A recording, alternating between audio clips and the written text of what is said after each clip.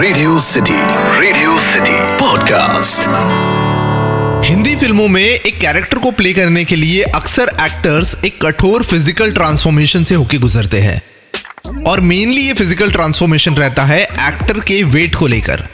जैसे फिल्म दंगल के लिए आमिर खान ने 25 किलो वजन बढ़ाया है, वहीं फिल्म ट्रैप्ड के लिए राजकुमार राव ने 22 दिन तक सिर्फ एक गाजर और एक कप कॉफी पीकर 10 किलो कम किया।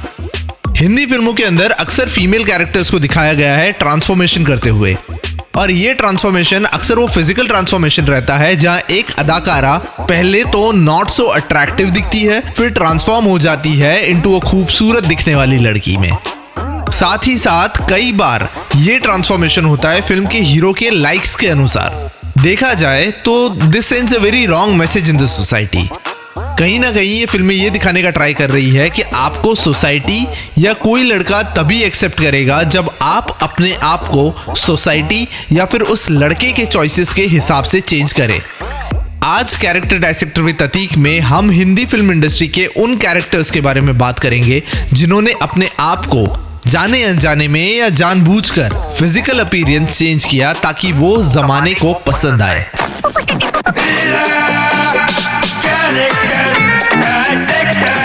Character dissector with Atiq. 80s और 90s का वो टाइम था जब हिंदी फिल्मों में ये ट्रेंड काफी चलता था, जहां हिंदी फिल्म की one of the female characters जो कंटेम्परेरीली अट्रैक्टिव नहीं है, उसमें एक फिजिकल बदलाव आता है और वो सबकी चहेती हो जाती है।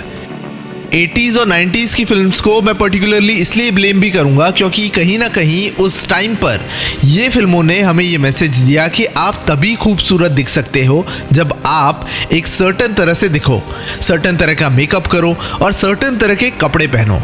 ये फिल्में हमें चीख चीख के कहती थी कि it doesn't really matter who you are as a person till the time you are looking good.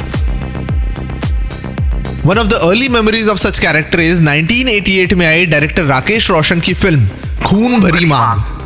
खून भरी मांग का रेखा का कैरेक्टर आरती वर्मा, जो एक सीधी सादी सी लड़की है और चेहरे पर एक बड़ा सा बर्थ मार्क है। संजय यानी कबीर बेदी आरती से इसलिए शादी करता है क्योंकि आरती के पास बहुत सारी जमीन जायदाद है, ना कि इसलिए क्योंकि वो एक अच्छी इंसान है।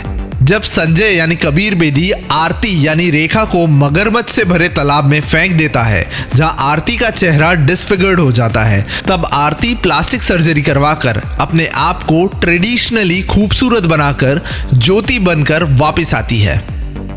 आरती और ज्योति सेम ही है, पर जस्ट बिकॉज आरती ने प्लास्टिक सर्जरी करवा के अपने आप को खूबसूरत बना लिया है, संजय यानी कबीर बेदी आरती के प्यार में पड़ जाता है। 1993 में आई थी एक फिल्म आईना स्टारिंग जैकी श्रॉफ, अमृता सिंह और जूही चावला, जहां दोनों बहनें अमृता सिंह और जूही चावला में से अमृता यानी Roma is the more glamorous, outgoing and fashionable, वहीं दूसरी और जूही चावला यानी रीमा इज रिजर्व्ड और एकदम सिंपल है। इसलिए जब जैकी श्रॉफ के कैरेक्टर रवि को दोनों बहनों में से एक को चुनना होता है तो वो ग्लैमरस रोमा को चुनता है। 1998 में आई थी ब्लॉकबस्टर फिल्म कुछ कुछ होता है, जहां राहुल और अंजलि सिर्फ और सिर्फ दोस्त होते हैं और राहुल को टॉम बॉयश अंजलि में कोई रोमांटिक इंटरेस्ट नहीं होता। पर 8 साल बाद जब राहुल अंजलि को फिर से मिलता है, जहां अंजलि ने अपने आप को एक टिपिकल ग्लैमरस लड़की में चेंज कर दिया है, साड़ी पहनती है, लंबे बाल रखती है, मेहंदी लगाती है, हाथ में कंगन, पैर में बाली, तो राहुल इमीडिएटली इस कंटेम्पररी लड़की अंजलि के प्यार में पड़ जाता है। ये वही अंजलि है जो एक टाइम पर उसकी बेस्ट फ्रेंड थी, बट जस्ट बिकॉज उसने टिपिकल लड़कियों जैसे कपड़े पहने हैं, राहुल अंजलि को चाहने लगता है। 1999 में आई थी संजय दत्त और उर्मिला मातोंडकर की फिल्म खूबसूरत, जहां एक सीधी सादी आंखों पे बड़े बड़े चश्मे पहनने वाली शिवानी, जिसको कोई भाव नहीं देता, संजय दत्त उसे ब्यूटी पार्लर ले जाता है और मेकओवर करवा के उसे इन्वर्टेड कॉमास में खूबसूरत बना देता है और इस मेकओवर वाली शिवानी के प्यार में पड़ जाता है। 2003 में आई कल हो ना हो और 2004 में आई मैं हूं ना।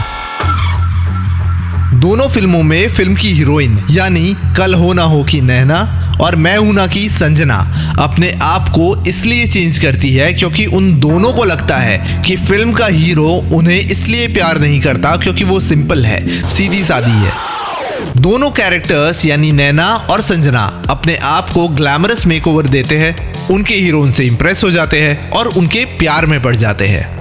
और ठीक ऐसा ही कुछ होता है 2013 की अयान मुखर्जी की फिल्म ये जवानी है दीवानी में, जहां दीपिका पादुकोण का character which coincidentally is again Naina पहले तो सीधी सादी शाय रिजर्व्ड होती है और फिर अपने आप को एक मेकओवर देती है जिससे फिल्म का हीरो बनी उसके प्यार में पड़ जाता है।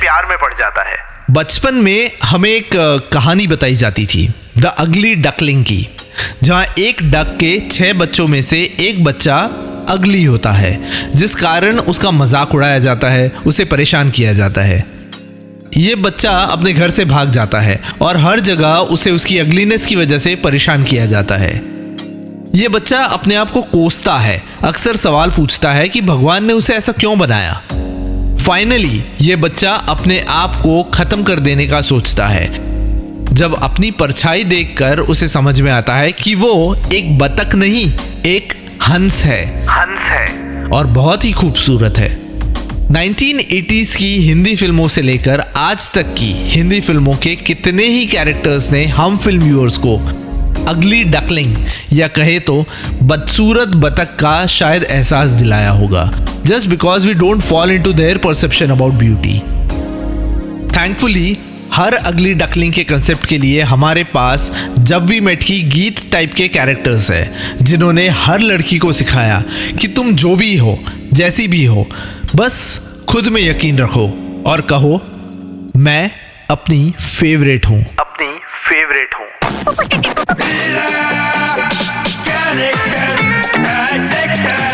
Character Dissector with Atik. इस पॉडकास्ट का फीडबैक देने के लिए मेल करें podcast@myradiocity.com पर या फिर इंस्टाग्राम पे RJ_Atik पे DM करें। Radio City Podcast.